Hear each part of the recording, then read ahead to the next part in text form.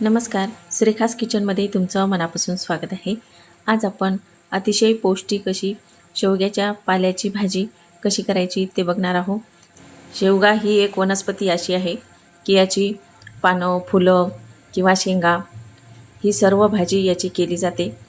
तर अतिशय बहुगुणी अशी ही भाजी आहे. यामध्ये भरपूर प्रमाणामध्ये कॅल्शियम असल्यामुळं हाडांची मजबूती होण्यास मदत करते. वात, पित्त, पोटाचे विकार किंवा शुगर, BP या सर्व आजारावर ही अतिशय बहुगुणी अशी ही भाजी आहे. तर अशी बहुगुणी भाजी आज आपल्याला कशी करायची ते बघायचं आहे. माझ्या चॅनलवर तुम्ही नवीन असाल तर माझ्या चॅनलला लाईक, शेअर आणि सबस्क्राईब करायला विसरू नका. चला तर मग रेसिपीला सुरुवात करूयात. तर इथं मी शेवग्याचा पाला घेतलेला आहे. यामध्ये फुलंसुद्धा आहेत. फुलं असली तरी घ्यायची किंवा काढून टाकायची. तर इथं मी पूर्ण ही भाजी निसून याच्या काड्या काढून घेतलेल्या आहेत. तर आता ही आपल्याला धुवून घ्यायची आहे. याचा पालाच काढून घ्यायचा आणि काड्या वेगळ्या काढून टाकायच्या आहेत. यामध्ये पाणी टाकून आपण ही भाजी स्वच्छ धुवून घेऊयात. यामध्ये काही माती वगैरे असली तरी ती निघून जाते. त्यामुळे ही भाजी स्वच्छ अशी धुवून घ्यायची आहे. तर आता ही भाजी मस्त अशी धुवून घेतलेली आहे. आता ही भाजी आपल्याला मस्त फोडणी देऊन घ्यायची आहे. सुरुवातीला आपल्याला या भाजीसाठी थोडे शेंगदाणे भाजून घ्यायचे. त्यासाठी मी इथं कढई ठेवली. अर्धी वाटी शेंगदाणे घेऊन त्या शेंगदाणे आपल्याला मस्त भाजून घ्यायचे आहे. शेंगदाणे भाजून झाल्यावर हे शेंगदाणे काढून घ्यायचे. शेंगदाणे काढून घेतल्यावर ते थंड होऊ द्यायचे आणि मिक्सरच्या भांड्यामध्ये हे जाडसर वाटून घ्यायचे आहे. तर आता याच कढईमध्ये आपल्याला तेल टाकून घ्यायचं. तर इथं मी असं तेल टाकून घेत आहे.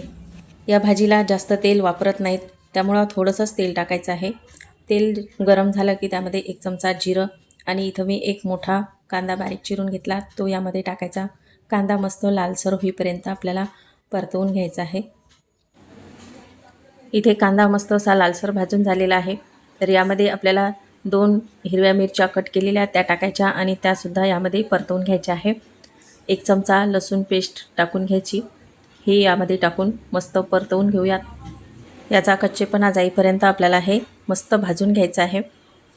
तर आता इथे सर्व भाजून झालं. तर यामध्ये अर्धा चमचा हळद टाकायची, अर्धा चमचा तिखट टाकायचं आहे.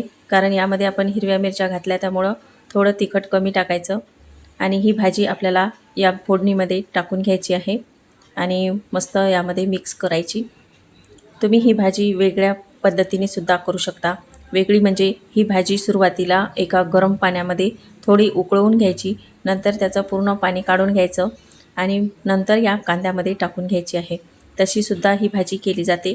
पण मी इथे डायरेक्ट ही भाजी कच्चीच फोडणीमध्ये टाकून घेतलेली आहे. यावर थोडं पाणी टाकून आपल्याला ही भाजी मस्त अशी वाफेवर शिजवून घ्यायची आहे. त्यासाठी मी इथं झाकण ठेवलं. तर आता 2-3 मिनटासाठी ही भाजी मस्त वाफेवर शिजून घ्यायची. 2-3 मिनटाने बघू शकता मस्त आपली ही भाजी वाफेवरच शिजल्या गेलेली आहे. मस्त नरम झाली. यावर आपल्याला मीठ टाकून घ्यायचं. तर आता चवीपुरतं इथे मी मीठ टाकलेलं आहे. यावर मीठ टाकल्यावर ही भाजी आणखी थोडी परतवून घ्यायची. मस्त ही नरम होते. तर आता ही भाजी नरम झाल्यावर आपल्याला यावर शेंगदाण्याचा कूट टाकून घ्यायचा. तर असा हा जाडसर शेंगदाण्याचा कूट करायचा आणि या भाजीवर टाकायचा आहे. तर बघू शकता यावर हा शेंगदाण्याचा कूट टाकल्यावर ही भाजी खूप मस्त लागते. तर अशी शेंगदाण्याचा कूट टाकून ही भाजी केल्या जाते आणि ही भाकरीसोबत खायला पण खूप मस्त लागते. तर आता ही भाजी आपण थोडा वेळ आणखी झाकून ठेवूया, म्हणजे 1 मिनिटासाठी झाकून ठेवायची. आणि ही भाजी मस्त आपली नरम झालेली आहे, तयार झालेली आहे. अशी ही शेवग्याच्या पालाची भाजी मस्त तयार झाली. ही खायला अतिशय पौष्टिक आहे. लहान मुलंसुद्धा ही भाजी आवडीने खातील, इतकी छान लागते. तर अशा पद्धतीची भाजी तुम्ही पण नक्की ट्राय करून बघा आणि असेच नवनवीन व्हिडिओ पाहण्यासाठी माझ्या चॅनलला सबस्क्राईब करायला विसरू नका.